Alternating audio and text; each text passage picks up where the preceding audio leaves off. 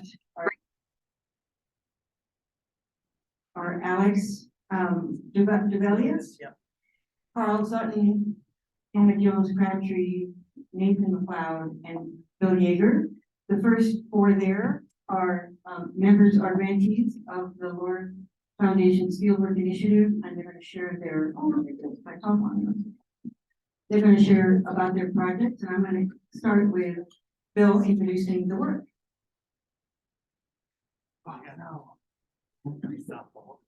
Ignore the drama on the screen. Good morning. My name's Bill Jager. I work in an organization called the Lore Foundation. We're a private charitable organization that makes grants to address quality of life issues in the rural Mountain West. So our geographic footprint runs from southern New Mexico all the way to the Canadian border. So we fund in 5 states, New Mexico, Colorado, Wyoming, Montana, and Idaho. And unlike most who are in the room, I know the least about farming, ranching, food systems, and things like that. We're a quality of life foundation, and our mission is really to address a variety of opportunities and challenges related to quality of life. And we do that by going deep in specific communities. So we have community officers who are from and live in the communities where we do the bulk of our grant making. And so in New Mexico, that's Taos and Cuesta. In Colorado, it's Cortez and Monte Vista. In Wyoming, it's Lander, Wyoming. In Montana, it's Libby. And in Idaho, it's Weiser. So kind of small communities where people are working every day to address quality of life opportunities. And there we go. You can just tell me to hit slide. You're doing great. And so unlike some foundations, we don't have a theory of change. We don't have a model. We don't come in with a program. We believe that we should listen first to the people that are closest to the problems. And we believe that many small solutions can scale to deep impact. And knowing that, the bulk of our grant making is driven in those small communities. At times, though, we recognize that there are challenges that are bigger than any one community can take on. And there are things that are affecting the entire region where we work. And one of those, as you might imagine, each of those communities where we work have a deep connection to their agricultural economy. The future of farming and ranching is intimately tied in each of those communities to quality of life. And a consistent theme and challenge that we know that producers in our region have been facing and continue to face is how to address water-related challenges. And if we want to go to the next slide, that led us to about a year ago announce an initiative that we call Fieldwork. It was an effort to solicit creative thinking from farmers and ranchers throughout the Mountain West around how they might overcome a water-related challenge. And it's a modest sort of idea. We know that these are macro challenges that require deep public and private investment to overcome, but also had a deep belief that if our sort of approach to grant making could apply to the solution, we should try. And so we offered up to $10,000 to any farmer and rancher who wanted to propose an idea to overcome a water-related challenge. Our goal, and our panel can tell us whether we hit it or not, was to say, can we craft an application that could take 30 minutes or less and be completed on your mobile device, perhaps in the field. We brought in, recognizing that, again, as a foundation focused on quality of life, we lacked some of the expertise to be able to say, hey, this is sort of an interesting idea. So we brought in some subject matter expertise, engineers, and agronomists to help us evaluate different proposals. And in 3 short weeks, we received more than 260 ideas, and we were able to fund 61 of them, investing about $500,000 in innovative water solutions from farmers and ranchers directly. Again, our only eligibility had to be rural places in one of the 5 states that we mentioned. And our purpose was manyfold. How do we elevate creative solutions that farmers and ranchers who are most directly impacted by water-related challenges? Again, back to that belief that those who are closest to the problems oftentimes have the best solutions, but face too many barriers to get the funding they need to try something out. And recognizing that our public funding streams are oftentimes more constrained. We always want to be good stewards of the taxpayer dollar. Maybe there's a role for philanthropy to fund innovation, fund things that might not work. And that was okay. And we tried to be clear about that. And we want sort of ultimately to support efforts that connect farmers and ranchers with each other and learn different ways to address challenges. And Robin and the team at Arrow had been tremendous in helping spread the word. And so we were really excited to be able to help support this convening where you hear directly from each other and farmers and ranchers trying things out. And then ultimately, we want to encourage other funders, public and private, to rethink how they fund.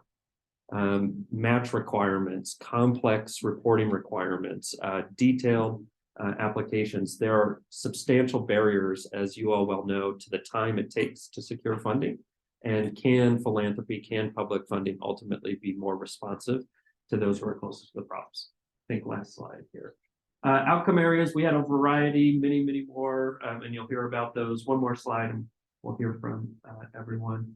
So ultimately, that's what the map looked like of projects that we funded. And so as you can see, a pretty wide array of ideas and trying to kind of categorize them. They might have been irrigation enhancement, some sort of novel technology or practice, renewable energy generation, soil health and earthworks or water measurement, or sort of clusters of ideas.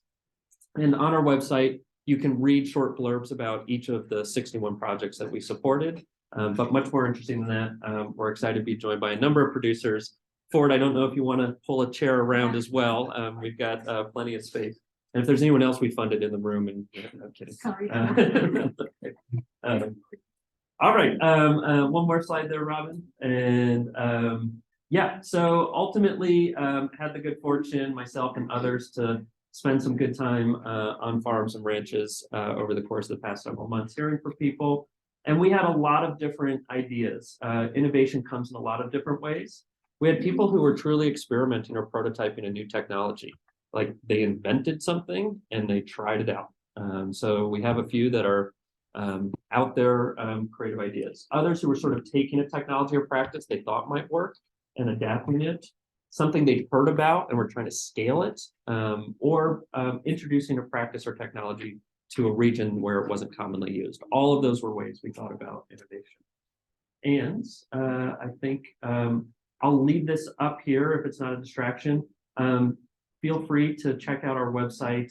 My contact information is there, and happy to be a resource. But more than anything else, the Lower Foundation and our work, like just deeply appreciative of our farmers and ranchers who were willing to raise their hand in a very busy season and say, hey, we want to try something out.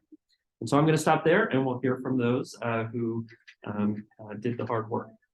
And Robin, I think we've got some who have slides. And Yep. Yep. I just have to do this the hard way. While I'm trying to talk and point at the same time, Carl, we put you first, if that's okay? Sure. Okay, I also want to take the point of saying, so there were 11 We actually had 17 in Montana. grantees. Grantees in Montana. I can't count. We had 17 grantees. And I invited 11 of them. Okay, my bad. Anywho, and we have, in addition to the folks who are here today, we have 3 other folks who gave us presentations because they couldn't attend in person. I'm going to hold them off to the end and see how we're doing on time. But we will put all this on our website because there's some really extraordinary stories. So let me get to Carl's. And you'll be just making. Okay, let me just get the slideshow.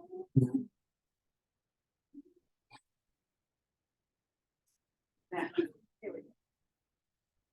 So, my wife and I started to jointly operate a fresh fruit farm just south of Folsom, West Montana. This is a picture that was commissioned by the Organic Seed Alliance for their conference they had 2 years ago, I think now. So I was on the planning committee, and this was our value statement for seed production. We produce 5, you can advance it right now. So we are certified organic, been operating since 2012, had a great idea to be a diversified market farm, sell at farmers markets. And lo and behold, there's a lot of competition in Western Montana. And my mind works better with seed production. So we produce 5 acres of contract seed for various companies around the country, as well as we're a founding member of 555 Organic Seeds here in Montana. And we grow berries and make paletas with those berries and custom them festivals. This is our seed crop mix. We have lettuce, sunflowers, other bachelor buttons, brassicas, carrots, onions, beets. These are all kind of warm season, cool to warm season production. Do very little wet seed. We do a little bit. We don't grow tomatoes. That's not something for us.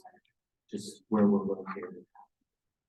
So the challenge with seed production, it's a full value production. When we started in the greenhouse, we grow the vegetables, and at some point they get too big for the tractor cultivation, and the alleys get really weedy, as you can see there. So we have been trying to figure out ways to, one, belt soil, because we don't harvest until we just finished harvesting. So there's no time to cover crop unless we take stuff out of production, but we don't have the land to do that. Or to look at ways to build soil in season and manage our weeds. So we purchased with the Lore Foundation funding a seeder that goes on the back of our BCS. It's a drop seeder, so we can alley seed. And so we alley seeded all 5 acres, which is actually a lot of space that normally we would be tilling or we would be cultivating in some form. And so our goal was to build soil, retain soil over the winter with strip cover crops, and to suppress weeds and reduce our labor, and with the idea of building organic matter in our soil so that we can take water better in season and over the winter. And then we also got a drip winder to address it. So you can see here on the left, this is the lettuce seed production. Some of the most beautiful lettuce we've ever grown. That production this year actually collapsed during the smoke bomb that we had, and we got 0 production out of it. But it was the best lettuce we've ever grown. On the right is carrots. Again, we alley crop. We use biomulch, which we treat like plastic. We have to remove it at the end of the season. That's a whole story that I would like to discuss further at some point. But works very well. Again, suppressing weeds, building soil. When we harvest, we strip everything out. We have beautiful strips of cover crop. This is a radish on the left with rye and clover. Radish does very well in this type of system. I cultivated on our electric G tractor like 3 times. Didn't even get through with the hoeing, and the weeds were suppressed by the radishes. We had great clover, great rye. It's a beautiful crop. I actually did very well in that system. Corn, same thing. We underseed in the corn. We plant these and then transplant everything in. So even the radish we transplant. And so the corn, again, it suppressed weeds really well, reduced a lot of our infield labor, and was a great cover crop after harvest, which then I brush hog down and we leave our mulch on the ground. You can see post-harvest on the radish, that clover, rye, there's some oats in there, buckwheat. What I'll do next year is, I didn't set it up so the alleys wide enough to be able to run a BCS brush hog down the alleys. Instead, we would have to use weed eaters. So this next time we'll use the brush hog, which will be able to manage the height of that cover crop better. And you can see here with the sunflower, I mean, the veg loves sunflowers, sunflowers loves veg. We had limited weed pressure. That is a great crop of sunflowers using the system. At the end of the season, so we use overhead irrigation for the first half of the production, and then we drop drip irrigation in about mid-season, and we reuse that drip tape year after year after year. And we do that because we want to keep moisture off the plants later in the season to reduce disease pressure. So typically it'd be hand lined with this wood contraption I made. pay an employee a week to do 5 acres of this at $15 an hour. You do the math, it doesn't add up. We decided to go mechanical advantage, and I did it in a day and a half.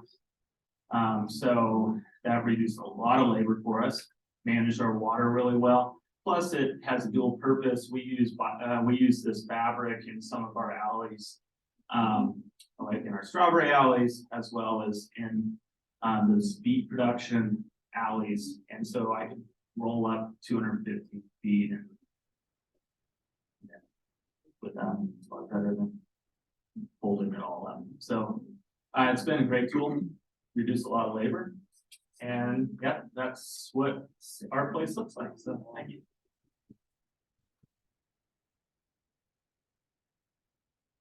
We're gonna run through these sessions, and the presentations, and then we'll take questions. There should be ample time for that.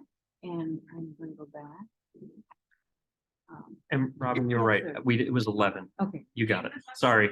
I had, you know why I said 17? We No. had 71 proposals from Montana alone. Of the So- 5 states, it was the single largest. And I credit That's up. Arrow and the network of organizations you work with for getting the word out, including Extension, CPAC, others. And it's a credit to the, the impact of all the work that folks are doing in the state. That's pretty impressive. I figured out we had the highest per capita. Yeah. Applications, and I think even Funded. awarded, so rock stars in Montana. So here we go. All right, hi everybody, I'm Anna Jones Crabtree on this farm. Lindsay, we're short and sweet. I think we do a big map, but if you look at where Alberta and Saskatchewan meet, North Montana, we farm right on that border. And, you see, I'll show you the border cuts because it's 4 strands of barbed wire.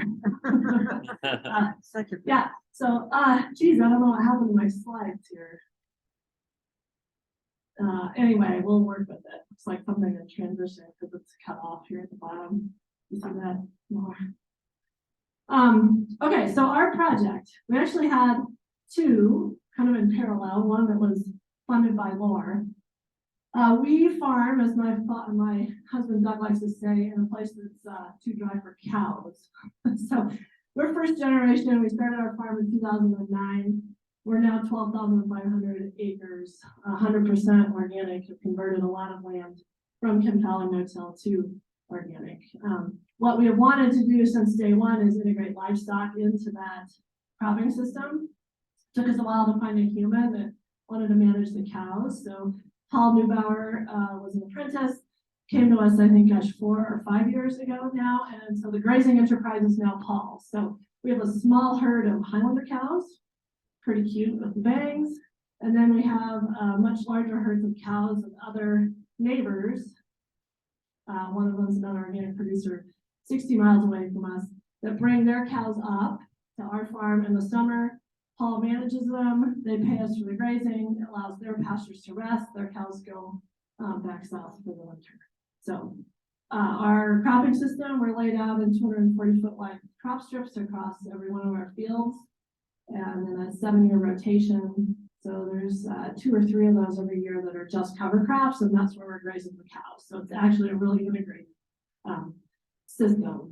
Our challenge is, how do you get water to the cows? Right? You want, soil building, you gotta have cows, you gotta have cover crops, you gotta have all that stuff. It has to be a system. So we have several locations across our farm, which is 20 miles north to south and 15 miles east to west, where there's already pre-existing dugouts. And so how do we keep water on those dugouts? Last year, we had 9% of our outage production. The drought has been really challenging. This year we're like, woohoo, 50% probably. And we have good moisture. But we're really realizing the precipitation variability is greater, the wind speeds are greater. And so what can we do to actually bring water back or keep water, work with nature? So what we did, because wells are not economical, so what we did is we're trying to depend on snow melt and rainfall. So go ahead. So what we did is we installed about 3,500 feet of snow fence our original budget, we were trying to put this together quick. We're like, oh yeah, orange snow fence. And then we got into it and we're like, who wants orange snow fence on the landscape? Why more plastic? So we actually reduced the number of dugouts that we did this around. But we put up fence around, so I think 2 of our dugout ponds. So this is one of them, clear in the north. And the idea is like, let's catch snow. I mean, you've probably driven through Wyoming and you've seen snow fence to keep snow off the highways. This is exactly the opposite. Keep snow on the landscape that fills our dugouts. So the middle picture, we refer to that as McTanker, because that's currently how we're hauling water around places. The red and orange was the McDonald's reference. Yeah, what else did we learn? So this will reduce the need for water transportation and allow us to keep cows longer in certain places. Go ahead, Robin, flip the slide. Yeah, so we went to wood slat. It's a little bit more to put up, but we're realizing this is gonna be on the landscape. We're just gonna leave it out here and see how it does. One of my ideas is, guys, could we bring some outside artists and start building snow fences in an artistic way instead of just the snow flat, instead of just the slat fence, and just leave them out on the landscape. We had a week of 60-mile-an-hour winds last week, and we realized that I should really need 3 T-posts instead of 2 on each side for the fence. So we're just anxious to see how this works this year. We'll have to take some more pictures. We know, and I didn't get the pictures in here, we know in places where we have had historic windbreaks on our farm that the crop yield on the side of those windbreaks is significantly greater. You can actually see the snow catch in the windbreak. So we're hoping the fence does the same thing. So that brings me to my second project, which we're doing somewhat in parallel to the LOR funding. LOR didn't fund this one, but we just had 10 days of Montana Conservation Corps up on the farm, and all of the plant material was funded by Xerces Society. So we've done a living snow fence project inside one of the farms that had been Kimfella no-till, had historic windbreaks. The farmer before us had poured out some of the windbreaks, but the places where the windbreaks were left, we saw significantly greater crop yield. Like you can see it on the monitor of the combine. So yes, it's water retention. It's snow catch, so that's definite, but I think there's also a biodiversity factor here, and there's a reduction in the wind speed and the impact of the wind. I mean, if you're a lentil and it's June and it's 90 degrees and 60-mile-an-hour winds, you're not going to live very long. So this project was to say, can we reconnect one of the historic hedgerows that's in this field? It's a lot of work, but MADAG funded the Conservation Corps, Xerces funded the plant materials. It's a STIG grant through NRCS that Xerces has, so we're also Bee Better certified. We're the largest Bee Better certified farm on the planet. We have over 400 acres of native pollinator habitat. So there was one row of Carigana, which is the non-native Siberian pea shrub that we know grows great in the plains, and then another row all of native plants. So the idea is the snow fence goes on the right. I think if you flip to the next slide. Yeah, so there's the map. You can see the dugout where we had in the same field. Snow fence is on the west, a row of 6 feet of burlap, a row of Carigana, which can get established. Snow fence helps the Carigana establish, which then helps the native plants establish. That's the theory. Also, big experiment to plant this all in the fall. But we're trying to manage workload. All right. Yeah, so the last thing we're doing, much thanks to Bill, we also have an institute. Doug and I have decided that all the learning that we're doing that's happening on the Northern Great Plains, north of the Highland in our area, we need to be sharing that out. So the institute has the mission of bringing life back to the plains. That's all life, economic life, soil life, our life. The small project with LOR is to do some interviews and case studies on other projects in our area. And we're going to have a learning lab page on our website. So if you have other examples that we should go check out, doesn't have to be funded by LOR. There's one that we're trying to track down on the Blackfeet Nation, where they actually put up this really beautiful snow fence. They wove willows inside. It's a piece of art out of the plains. So we're trying to track that down, but other ideas about them. And I think that's all I have. Okay, thank you.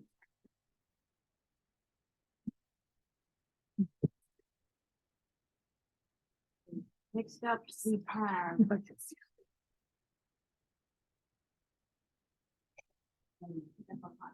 Aquaponics, yeah.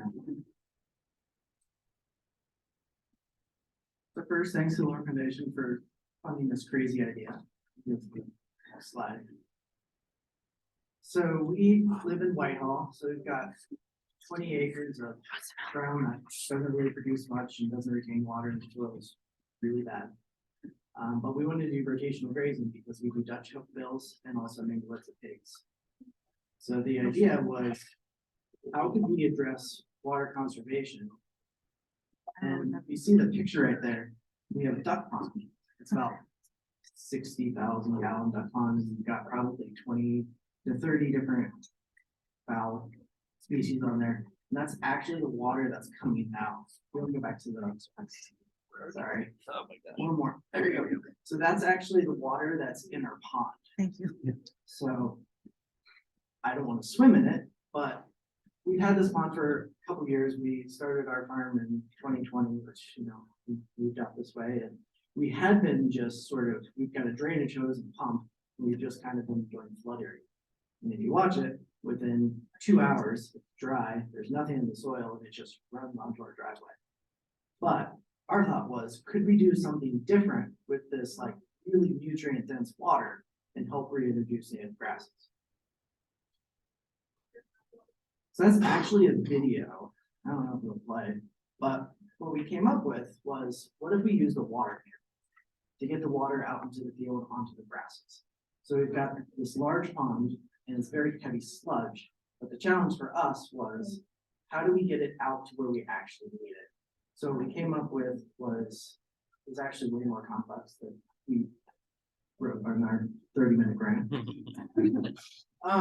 Because it took a while to get started, because how do you get that thick water out of a pond, get it, we have 500 feet of 2-inch hose to push it out so we can actually do 3 acres, but it's set up to be even more diverse than that and expand beyond. And how would we get that out and actually have the pressure, not just go like 2 feet? So what we ended up doing was we got a section off from our well. We don't have a better solution yet. But we're pumping water in at 25 gallons a minute, and then through an inlet to kind of filter in deep into the pond to kind of break up that sludge, because it would just dump up anything. And we actually tried different trash pumps. We were like, oh, we could use those K-pods. I went to an irrigation place. Yeah, no. So we have what they would set up on a normal irrigation ditch, but I needed a really high pressure one to be able to push it. I needed to have wide enough setups and enough space that I could actually get that sludge out. So it was slightly challenging to figure out because of how much pressure we would lose trying to do that 3 acres. So if you look at the edge of the fence, that's kind of the acre that we use in our test sample on. We'll go to the next slide. Should be a picture, maybe, I don't know. I don't know where it went. Anyway, so what we've learned so far is that our ground can actually absorb water. So I put a video on here, like this picture of just kind of going through the soil. And it had been 3 days since I ran it. I tried to run it about a few hours every couple days, just to kind of keep it moving. And what I found was when I go into the soil, it actually, after 3 days, still had moisture in there and it hadn't been rained. So it was retaining and holding that inside the soil. Whereas if you go to a different part, it's just dust. So we've seen new growth in that area that we've been doing it, as well as more pollinators in the field. Oh, there it is. So yeah, Oh, so I have that's a after question. 3 days. That's the water's still maintaining and it's actually going deeper and not just running off like it had been in previous years. So we actually also got a NCRS grant to do rotational grading. So we have hogs, ducks, chickens, goats, and horses, you know, the whole menagerie. But our pigs and ducks are kind of our main deal. And we're going to do rotational grazing to help break up the soil, but also get more nutrients in. And then we're hoping that through getting actual grasses to grow, that we'll have some more stuff for them to do. And then the hogs are so good at digging that they'll be able to kind of rotate them off quickly, they're able to see. We're also looking at snow water and rainwater collection because we don't get a lot of rain. It's so dry mostly through the summer, this year's exception. But also figuring out gray water and see what sort of regenerative practices we could use, be able to kind of augment what we're doing now and expand it elsewhere. I think that's it. Okay. Thank you, Alex.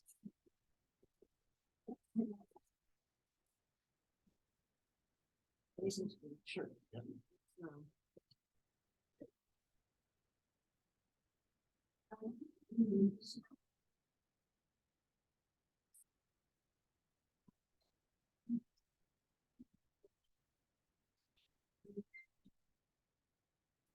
So my name is Nathan McLeod, and we did our project in combination with me and my wife. We're a little bit different than a lot of the folks in the room. We're not your traditional farmers or ranchers. I'm a landscape architect. My wife is a soil scientist. We both have different day jobs, and we recently purchased property just on the outskirts of Missoula. And so we are aspirational micro farmers. So we have about half an acre that we're trying to get into cultivation with the goal of having, well, we do have a lot of chickens. So we're producing eggs. We want to have a flower farm. We want to have a fruit orchard.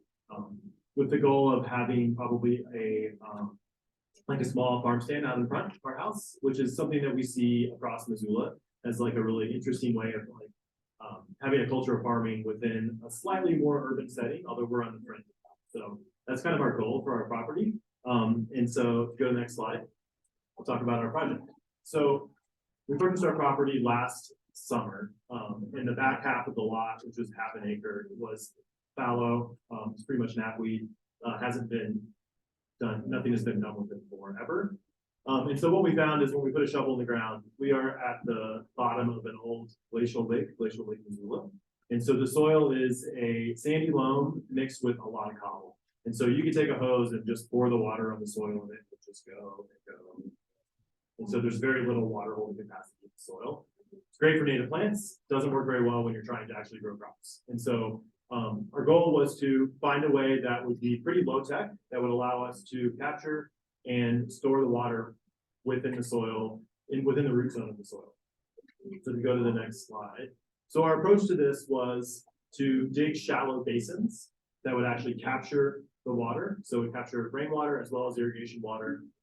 And then fill those basins with sheet mulch to increase organic matter of the soil, which would retain that water within the root zone. We used straw, we used manure, we used some heavy equipment to dig the basins. It was fairly labor intensive. Maybe not something that would work on a 12,000 acre farm, but it might work well for a half acre. So go to the next slide. So what does the data say? We put in soil sensors within the basins and also within control plots to see the difference. We installed irrigation to have uniform irrigation across the whole property so that we would be able to compare the plots with the same irrigation regime. And what we found is the solid dots are from the basins, and then the solid dots are with no basins. So there's a strong correlation with the basins are holding much more water than the control plots. And so so this is showing volumetric soil moisture, volumetric soil. Yeah, that's right. My wife is better at this part. She's a soil scientist. So the basins had 2.2 or 0.37 and the non-basins had 0.2. So holding a lot more water. So basically it's holding water longer through time after a rain event or irrigation event. It works too well. So what we found was that our basins are too wet. And we don't have the ability to actually change the irrigation regime of the basins separately from the other areas because of the way we design the irrigation system. So let's go to the next slide. I think there might be a photo. So this is kind of showing there's where the sunflowers are, and then the dead zone to the left is one of the basins, and then there's a garden to the further in the background, and that's one of the control plots. And so we were irrigating to the garden plot, right? So we're trying to keep our vegetables and things alive there. So we were overwatering the basins. So moving forward, the things that we learned are that yes, this concept works. What can we do differently to make this better? we need to change irrigation. So we need to be able to separate the basin from the other areas so that we can water it separately. We probably won't need to water it at all because of how much water it's actually holding. And then we need to give it more time to compost. So we use sheet mulch, so you can't really plant directly in that, even though we kind of did. We need to give that time to compost and get incorporated into the soil itself so that we actually have soil and not just sopping wet mulch. So yeah, that we really appreciate the funding. It's been a really fun project, and if you ever needs to stop by and get some nice ones. Cool.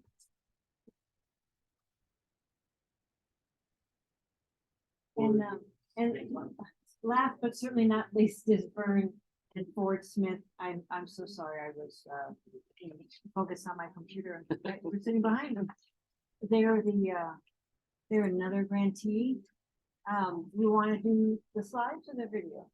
I'm gonna have Vern play video. He's my dad. We work together on this, and he wanted to be here, but hoping they right when obviously take on reporter about this. So he can go through and give his presentation here if this works. I might play the need volume here, and then I can answer questions. Okay, I might use the other. If it doesn't work, I'll do so. All right, here we go. Hello,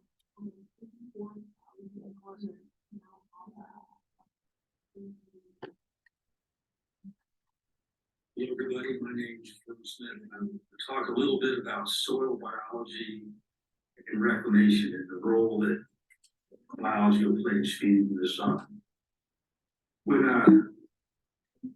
What we're trying to do in the soil is to target the second trophic level of the soil food web, and that's the hypofungi, the free floating hypofungi. You can see that's kind of in the middle there on the left. And what we have to figure out and have observed is that when you have agriculture, it's actually very much a managed disturbance. So what gets damaged the most is the fungi. It's free floating, it's sensitive, builds soil structure. It also creates an environment that's very conducive to getting certain seeds to germinate. So if you don't have the fungi, your system is bacterially dominated, you're going to end up having more weeds. If you get your system balanced at a fungal bacteria ratio, you'll get your late successional grasses, your row crops, and the things that most of us here in Montana are trying to grow, and that includes reclamation on grass and potentially restoring some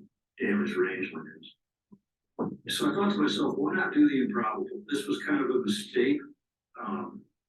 We had a road construction crew come in. There was a big hole my neighbor had, and the construction company was looking for a place to put the fill, so it filled this hole full of gravel. Wasn't really expecting that. I thought, you know what, I'm going to see if biology will actually help me to get grass to germinate on this site. So what I did was I glued the seed to the ground, and then I inoculated it with a compost extract and a food that would really encourage the fungi. The inoculum had a lot of free floating fungi in it and a lot of bacteria. So I glued the seed to the ground, and this was, I had 3 sites that I did, and here's a picture of a site that the one side I put a little heavier dose than it on the left, and you can see that the heavier dose actually made it germinate quicker. So now we're going to go back to the first hole. This is 3 years later. It really turned into a healthy system. The neighbor wanted me to put some sagebrush in there, so I took some sagebrush seeds at the same time, and it all grew. It's a healthy system. The perennials grew and it established on gravel. What's interesting too is after I inoculated, and that would be the left side, I didn't inoculate the right side, and that didn't change at all. It stayed a weed patch. The weeds didn't go away, but what's really cool is on the left side, 4 years later, there's very few weeds. This is the non-treated side that had the cheatgrass, pigweed, and the mustard, and this still has it to this day. But the other side, pretty much the biology and the native grasses kept those annual invasive weeds out of there. I did a couple trials this spring and tried to see if I could speed up some seed, and this seed was actually the same seed I used 4 years ago. So it's old seed, And I was wondering, man, would it work or not? So I threw it on some hard ground. Didn't even scratch it. And threw a little vermicast on top, inoculated it, and you can see on the left side that 6 days later I have seed that's like an inch out of the ground. The seed company told me not to expect to see that seed to even start poking up 14, possibly 21 days later. At 22 days, it's pretty thick, and at 80 days, I have a very good stand, which I was pretty pleased with. I did some other trials, and I trying to wait till it dried out. This last summer, there was a lot of moisture, so I really didn't have an opportunity for it to have it be super dry and push the extremes of lack of water. But what I did find across all my seed plots is that all the seed plots that I inoculated ended up getting into the 3-leaf stage, usually 2 to 3 weeks earlier than the untreated size. I did use some water, but the key to the 3-leaf stage is that seed will make it through the winter, and a killing frost won't kill it. I want to point out one thing that what I was really trying to prove is that when we talk about germination, we talk about the time that the seed is in contact with moisture. So the faster we can get things to germinate, the easier we can reclaim places that potentially don't have a lot of moisture. And typically Montana does not have moisture, but this year was an exception. The inoculant that we use, we get from Corvallis. Our company's Regenerative Land Solutions. Here's the website. You can get a hold of us, and we'll be glad to help you in any way, shape, or form. Our phone numbers on there, and we do answer the phone.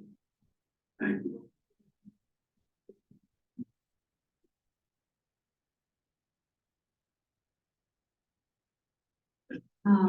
Why don't we take a, Pretend that you're like at the Ideal friend's scenario. house, maybe like Ross and you were. Right? I cannot wait. Okay, Lori, and we'll leave this up, okay. So why don't we take a pause here before we go on to the virtual ones? It's about 10 o'clock. We're good on time. Yes. How great is that? So how about you guys, do you have any questions for the folks who presented so far? Want to talk about that first? And then if we have time, we'll go to our virtual presenters. And I don't know if we need the mic for the questions, but I can certainly pass it around. Microphone would be helpful for those that are on Zoom. In the recording. Microphone would be helpful. Okay. Anybody got questions?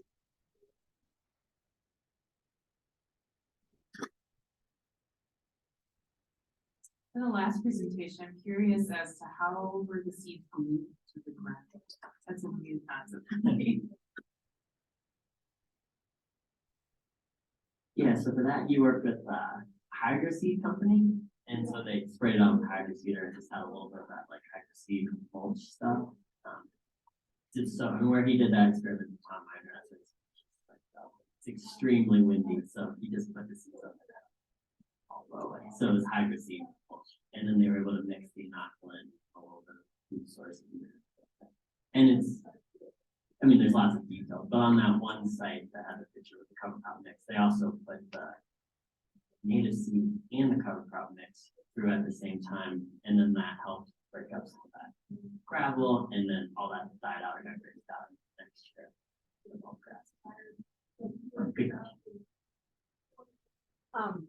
So I need to know what a hydroseed mulch is. Is that like have a bit of sugar on it or something?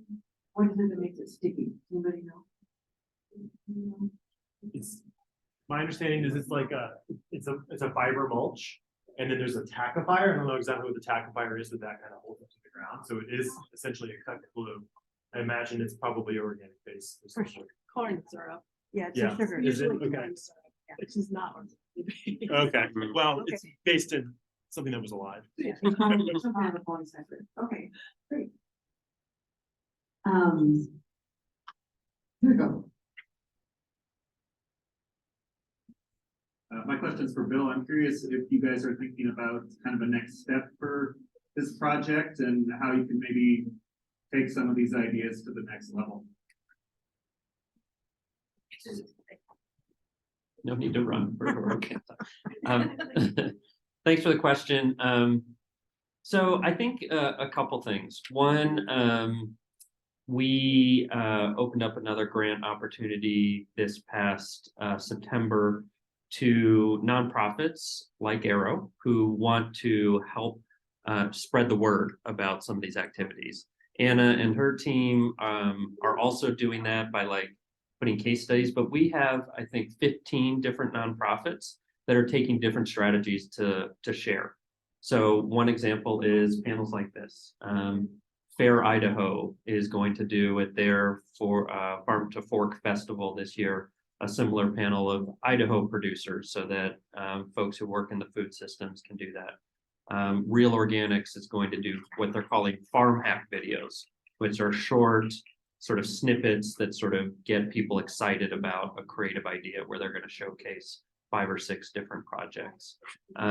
We have several on-farm or on-ranch activities where there's a producer in Coaldale, Colorado, who's going to do a community dinner in town to try to bring people together who don't oftentimes experience the sort of surrounding ranch community in Salida, which is sort of an outdoor recreation sort of community, and say, hey, we're just up the road and look at the interesting things we're doing as a ranch in partnership with other ranchers around watershed protection. And then they're going to invite people out to an on-ranch activity. So we have like 15 different things like that. In some ways, you know, for our work, appreciate Nathan's wife's data orientation and like the careful look there, but our interest was less rigorous maybe in terms of like, did it work? And more in terms of what did you learn? So when each of the producers are sort of saying, hey, this time it didn't go the way we thought it would, or, you know, I'm going to do something different next year. It's trying to capture those learnings as opposed to capturing like a best practice or building an evidence base to take to NRCS to add to the list of equip. You know, if those things happen, great. But we heard loud and clear and sort of in conversation with Robin, you know, the spirit of organizations like Arrow is people who want to try things out and learn from each other. And so that's kind of where we are in this moment. We are thrilled at the diversity of ideas and projects, just what you heard on this panel. And then you add in, you know, folks doing acequia irrigation work in southern Colorado and in northern New Mexico around more precision as opposed to flood. A lot of different ways that people are trying out different soil amendments. We have a producer in western Colorado who, you know, biochar is sort of on the radar for folks, but he adapted a golf course aerator to insert biochar subsurface and asking the question, like, does that work better than just sort of sprinkling it across or applying it through, you know, some other mechanism? And some of those projects like that are attracting the interest of more rigorous research orientation. So he's now partnering with Extension to sort of evaluate in a second season. We're thinking about, do we do another year where we invite in more innovation, more ideas? Or are we in a place where it's like, there's some really creative ideas, how do we spread the word or connect producers with folks who want to help evaluate at a level of rigor where we were just more interested in learning. So that's kind of where we are and open to your thoughts and feedback. I mean, we truly, again, we don't have a theory of change that says like everyone needs to adapt this way. It's we listen. And when producers are saying, hey, this worked, we want to listen to that and then think about how do we get others to listen to them too.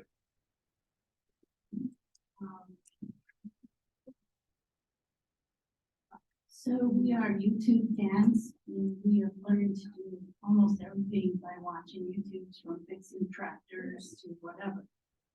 It would be great if there was a repository of videos like that for setting up these systems, what works in what situations and whatnot, because there's a real paucity of YouTubes for farming in general.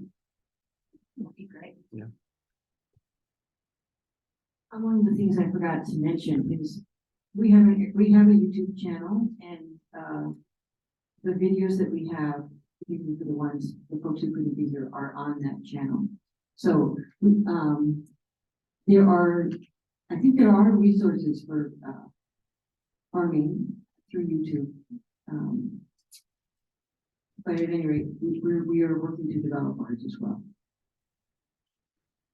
I have kind of an unrelated question. I thought, Alex, if you wanted to share a little bit about why you have the animals that you have on, I was very curious when I learned why you have selected the animals that you have. And I wondered if you could share that. So our ducks are considered rare breed. They almost went out of extinction. So they were about 8 years ago, there was 400 in the entire world. So my wife is part of the conservation of bringing them back and getting them back introduced into actually being used as a farm animal. So they do produce eggs, they do produce meat, but they're not the best at either, but they're really good at being unique, different. And it's kind of a species creation. And we get a lot of interest that people get a lot of shipping.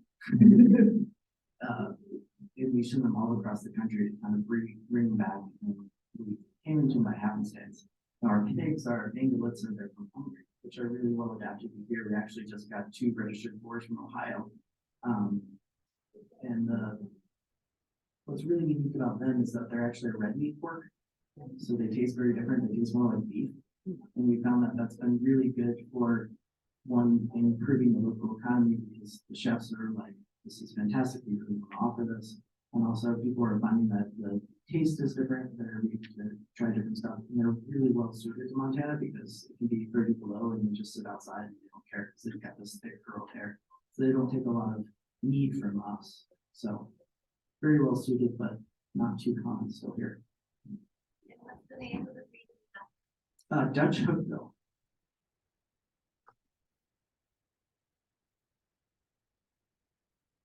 Other questions? Yeah.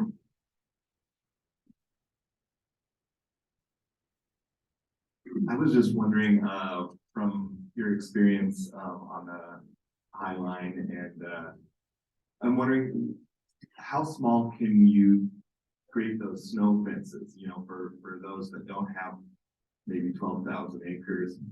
You know, what do you think would be a viable size? 10 feet, 25 feet. I mean, anything that reduces the wind and allows that snow moisture to drop out is great. It's yeah, so small, 10 feet, 5 feet, 25 feet, like just pick a spot where you'd like to have more moisture and think about where the wind direction is.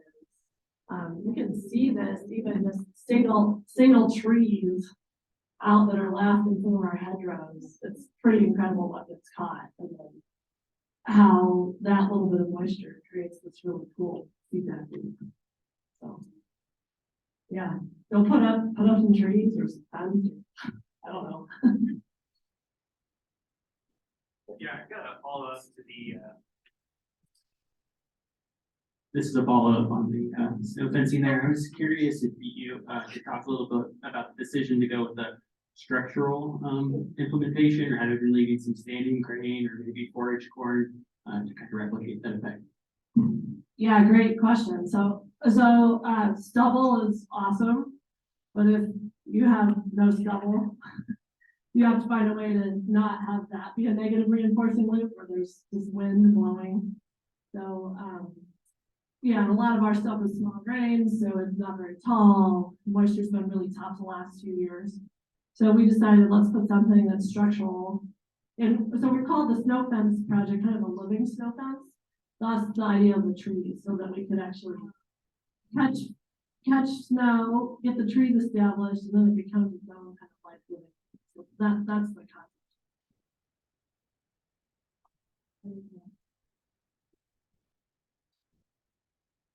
Now, I'm curious about alleys. In my case, it's just paths between beds, and having clover there, overcoming my past challenges last year experiment, but trying to figure out what to do with the paths between beds. So I'm curious about, we're talking about the, putting the, manure and straw in the trench.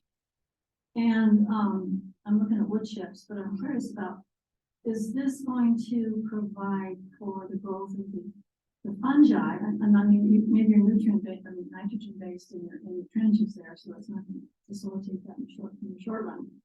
But I'm wondering about, wood chips in the past to encourage the fungi development for water retention available to the beds in time.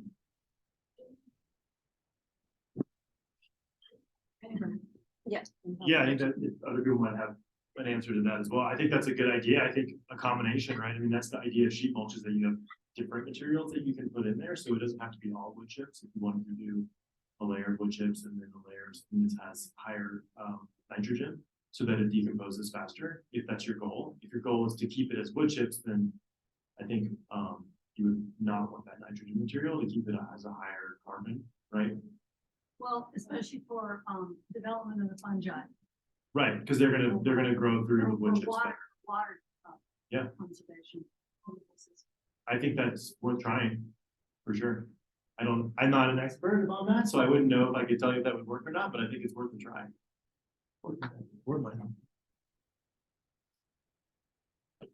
So the company we work with out of Oregon does a lot with compost and fungi specifically, and one of the best, they do like testing to see how much fungi versus bacteria you have, and some of the best compost they've seen is just like static, basically static wood piles, what you're doing, wood chips, and then he was putting just like a little bit of different food source in there, like stone cut oats or just like anything in there. And the key to the fungi is just not turning it. So like if you have regular compost, you're turning it constantly, those fungal hyphae get disrupted, and that's where you're going to have more bacteria. So you can do it a million different ways. We did a bunch of research in California on those Johnson Sioux bioreactor things, and the theory is that you just don't disturb it, and then the fungi can take over. And then fungi also like more complex food sources like the chips rather than yours. So yeah, and your goal would be to have it reach out grow into your vegetable garden. Into the beds. Into the bed. That may work. It might be nice to make a really good fungal compost and then find you an extract or even just move that compost over there. I don't know how well it will translate. It may.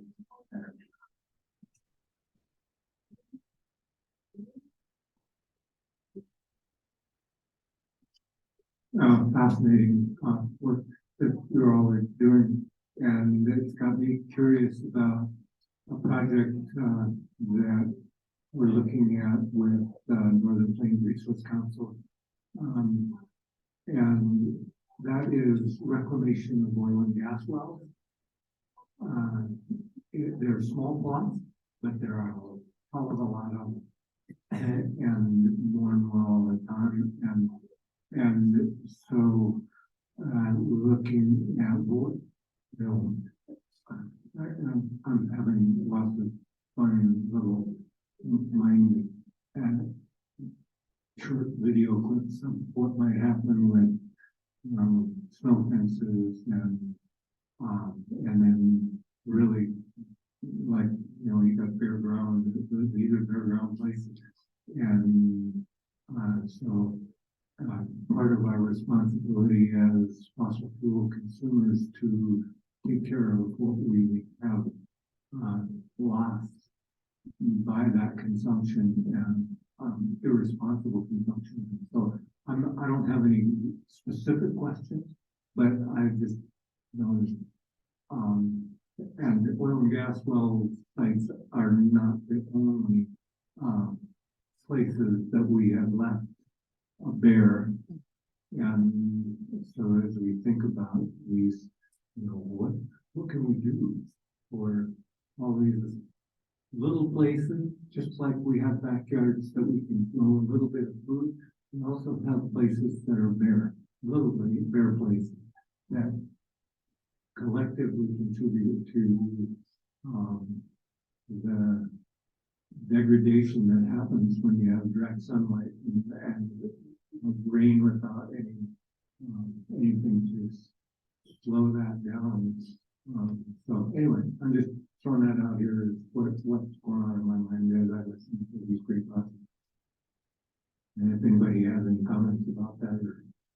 where to go with this.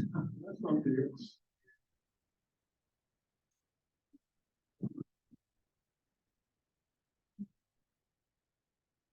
So as we're doing projects around our place, we often disturb areas within the culvert, and we're converting from ditch and tarp to treated height.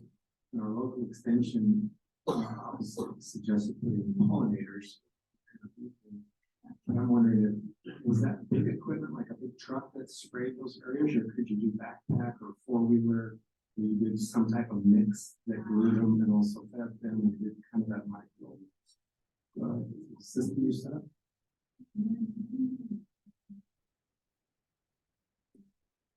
So you could do a variety of ways, and you could do all sorts of, but for that one project, they brought a big truck and spread it down there, trying to put if you got small areas like that, yeah, you don't have to go all out. I know, is it terribly windy though? It can be, but not often, yeah. Okay, yeah, so you might be fine just throwing down like those last slides that Bert was talking about where he's reseeding. He just put down a little permacasting and then the inoculant that we work with backpack. And those are small, there's that stuff. There's plenty easy to do. So doing just culverts like that, with backpack sprayer, and some stuff up.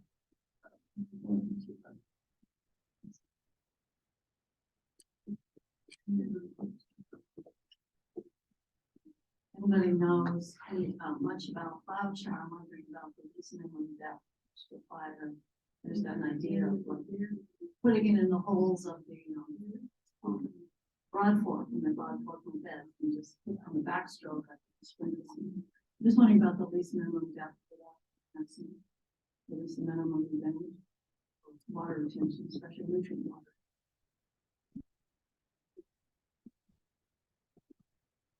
I'll put you in touch with Michael Lobato, who's the farmer in Western Colorado. So Christina, make sure I give you my card before we go, because he's really tried to think about these questions from like a surface application to a subsurface, and is there a real added value of going 6 to 12 inches below surface, where he's trying to test the question, but there's different practices. So happy to connect dots. Anybody else have knowledge about biochar is what it's mass, but Yeah, that's. NRC has just released practice guidance on biochar incorporation, so it may be worth reaching out to your local field office, see if they can provide you with some of those specifications. anybody else on it? No, Can I give one other thought on it? you bet.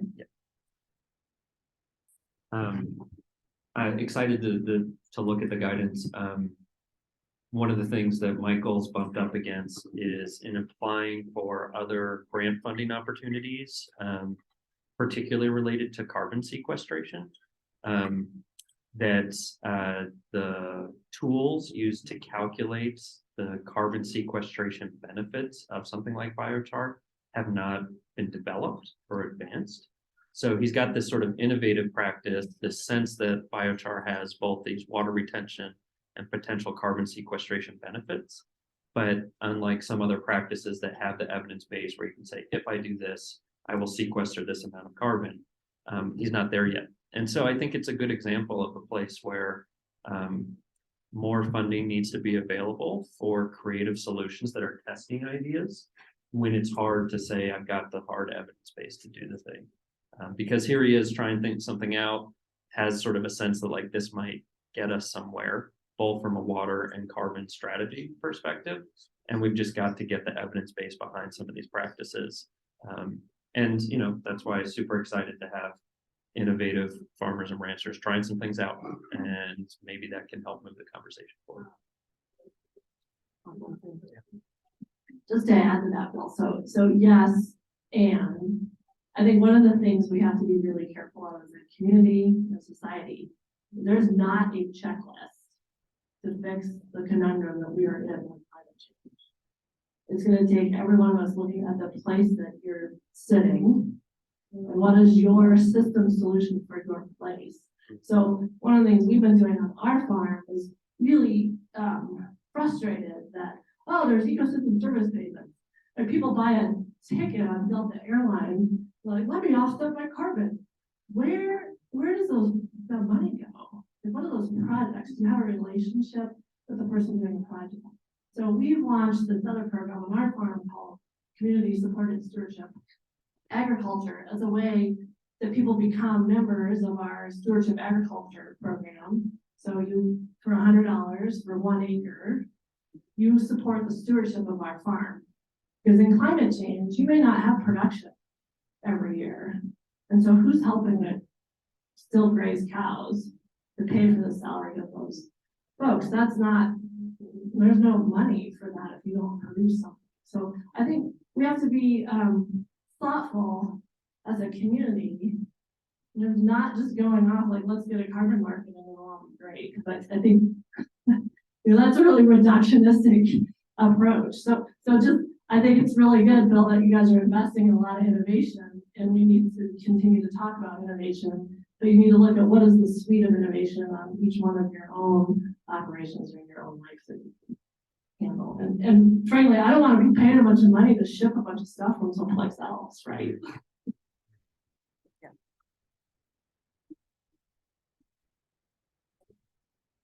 Any other comments on that?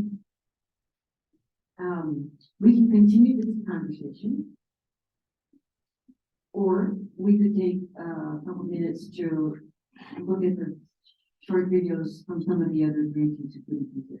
What's everyone's preference?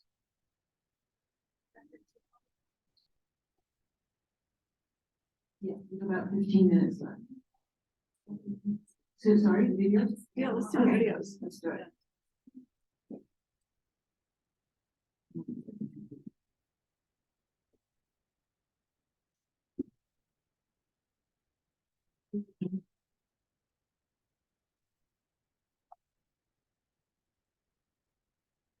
People may not be able to.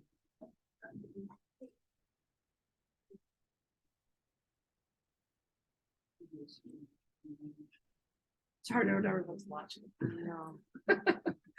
Okay.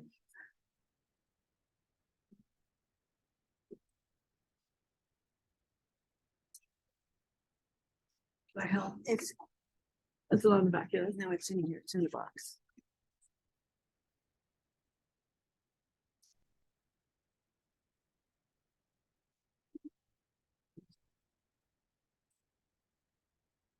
Okay, one more time. See if I can type.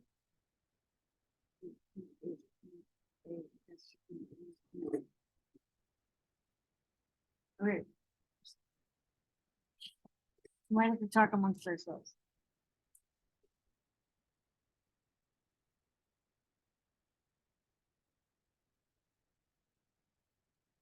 Yeah, your camera's not on, is it? No. They'll be on our, in our YouTube channel and our list. I thought this conversation about biochar, I used to work with sure. So I just wanted to, this is a preface to the work, so let me back up here and say, John, could I share a little bit about the project you did with Steve Charter on biochar? So I have a little bit of knowledge about biochar. I used to work with a startup company that was developing biochar as part of a system for making energy and also processing waste biomass from beetle filters and also all the other mills and Montana and elsewhere. Anywho, one of the biggest issues is it's difficult to apply biochar cost effectively on a large scale. It's just cost prohibitive. And John Brown here and his friends Steve Charter, a legend in Montana farming and raising the sustainability. Both of them are the sustainability movement here in the state. Did a project over a number of years ago, where they thought creatively about, well, how can we apply biochar effectively on our grasslands and grazing lands? And so they chose to feed it to their cattle because, of course, it's a type of charcoal, and charcoal is very healthy for it's a lot of health conditions use charcoal for treatment systems.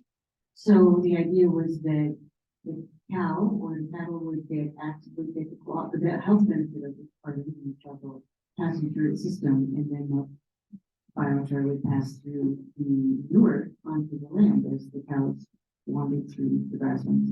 Was a very cost-effective way to get some biochar onto the field. And I just wondered if you had anything you wanted to say about that, because I love the creativity of it.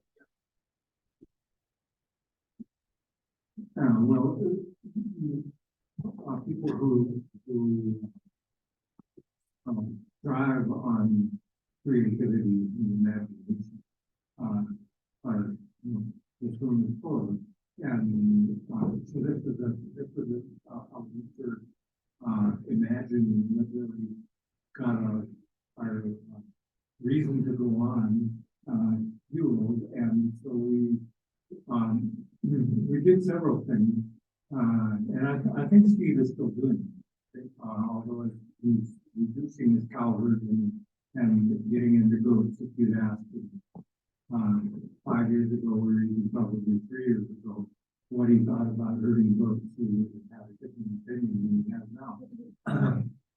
But we got in touch with a company in Wyoming, High Plains Biochar. Really doing they use biochar, got a bunch of his product, and started mixing it in cement mixer, like small batch cement mixer, along with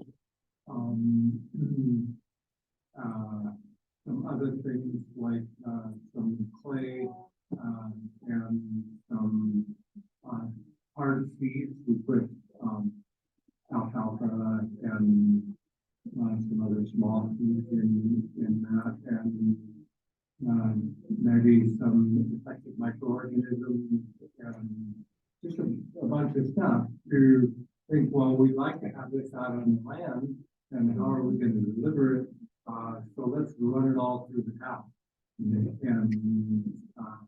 And we didn't have any means or inclination to go around and, okay, let's look at what this cow did over 4 years.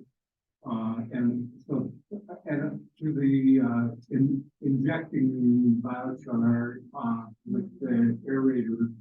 So we have living aerators that are out there. If we do a good job managing the biology in the cow, and dung beetles are going to keep that and drill it down into the ground. So it is hard for me to imagine how we're going to measure stuff, but it's very intriguing. And so running that, one of the challenges with biochar is that it's this hotel for biology that unless it is occupied already when you apply it, it's going to occupy itself and take nutrients from biology out of the soil and house it until it gets fully occupied, and then it starts really doing stuff. So we thought, well, let's put it in the gut, house that, and we'll occupy those spaces in the biochar in that environment, and then it comes out fully energized and activated. I don't know how it is in the dung beetle digestive system, how it goes through that or anything like that. Way beyond it. I can't even imagine. But it was fun to do. And yeah, I don't know what else to say about it. Yeah, we mixed broadcast with it as well. So cows were eating broadcast and biochar and small feeds that we pass through the digestive system and then and if you only got 1% of the feed that went through it to sprout, it's still a lot cheaper than having to buy a local grill and doing all of those things. Right, yeah. well, we got it to work, so. Are you feeding it with trace minerals and molasses, or how are you? You feeding it with trace minerals and molasses? Or? Yeah, we did, some, redmond salt. With it as well. And then you feed like some. Yeah, they were in a mineral lit. Okay, well, that's the passing issue. We're gonna, we have a couple of other grantees. This is from Purple Ranch. She tells you all about it. And obviously, really impressive. So I'll just let the focus. Just being purple. My great grandfather hosted this ranch in 1889.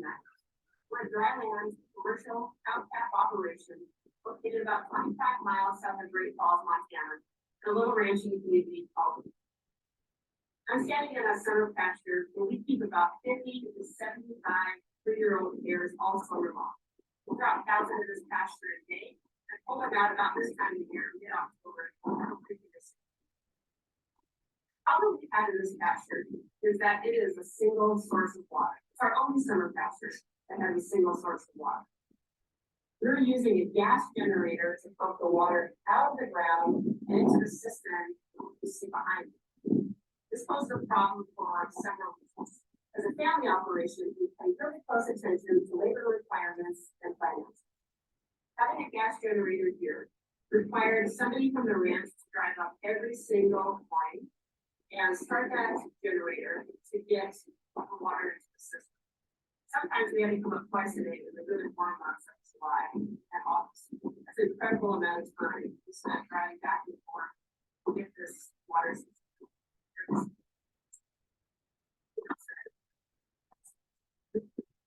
Yes, means that we overflow the system. We wasted a bunch of water for water conservation or for gas. Be a better way to manage the water in this patch. So we started looking for a solution that would save us time, would be more economically efficient, and also be more environmentally friendly. And we settled on the solar system to see installed behind. In addition to the solar panels and the pump, we also put a float on the system. So the pump only runs when it tells it to, which is huge in terms of water savings and water conservation. No longer are we overflowing that cistern and wasting water. We also have just enough cell service in this pasture to put a cell camera on the frame of the window. That allows us to look at the status of the case 24 hours a day, day or night, no matter where we are, to make sure that the water is sufficient for the cows.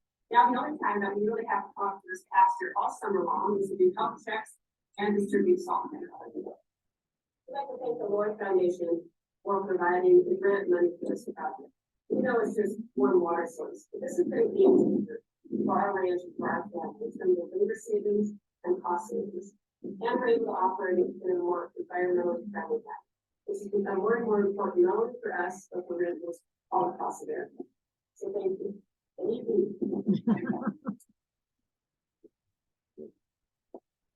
Okay, so that's pretty simple.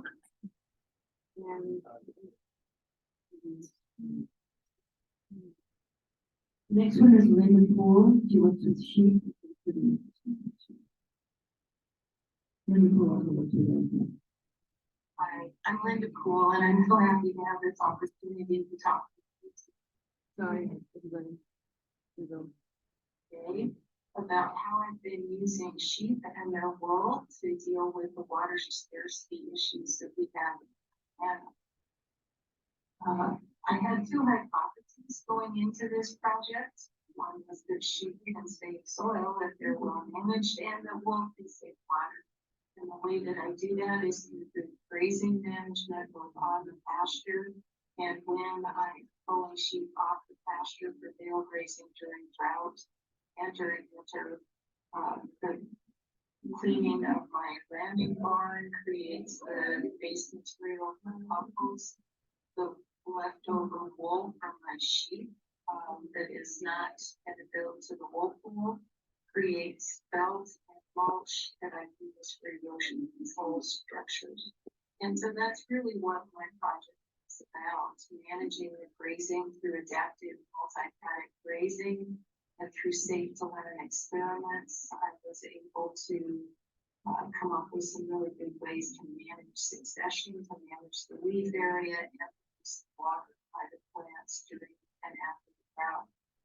Also trying to make it through drought, important things to look at the soil structure and health, biology, and the fungal to bacterial ratio of the soils is really important. And a big tool for that is the Johnson's bioreactor, a way of creating high fungal compost with very little. And so I did that. Full bioreactor, except for I put a sweater on it made out of wool. So there's wool in the compost, and then there's wool around the compost to deal with temperature fluctuations and moisture, holding the moisture in. It takes quite a bit of time to build a Johnson soup bioreactor. I'm always looking for shortcuts, the lowest input of time and materials. So I tried a design way of doing it, of composting without putting in the aeration structures in the center of the pile, but then putting wool on the outside. So when spring comes, I'll see how that is all working. The other main thing that I worked on is the riparian function by working on stream form. And my streams are down cut, they're straight, have a lot of dead and dying trees, have really good grazing management. It's doing well, but this drought is really hard. So looked at ways that nature heals damaged streams, and trees die, they fall into the stream. The water flows through, it moves the wood, which then starts to catch some silt. Plants can establish, and then the streams eventually heal. And so we just kind of took those matters into our own hands, built 12 different beaver dam analogs with the wood that had already fallen into these mostly dry streams. There's water in them less than 10% of the time, all during the drought. And just really thinking about using the wool to improve the way those structures work and also deal with the pet cuts. And so creating felt that I use for mulch and for catching and holding more silt in the streams. And so what have I learned so far? I've learned that cheap Kansas City soil by good grazing management. I've doubled my infiltration and lengthened the green season by 2 weeks. The other things we're gonna have to wait till next spring to see how I did with the compost. Thanks so much for listening, and thank you to the Law Foundation for your time. Okay. Well, we're just about out of time. Before we go,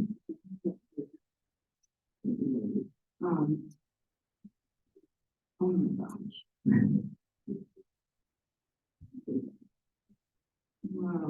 My job is to ask you to fill out a very short survey as soon as you get the QR code.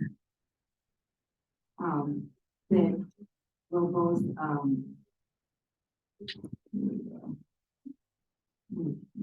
okay, so thank you all for coming. We have part of our event is funded through a grant through Western Sarah, and as part of our deliverable is to get your feedback on what you might have learned in the session. If QR codes are not your cup of tea, you have handheld ones. It's literally 4 questions.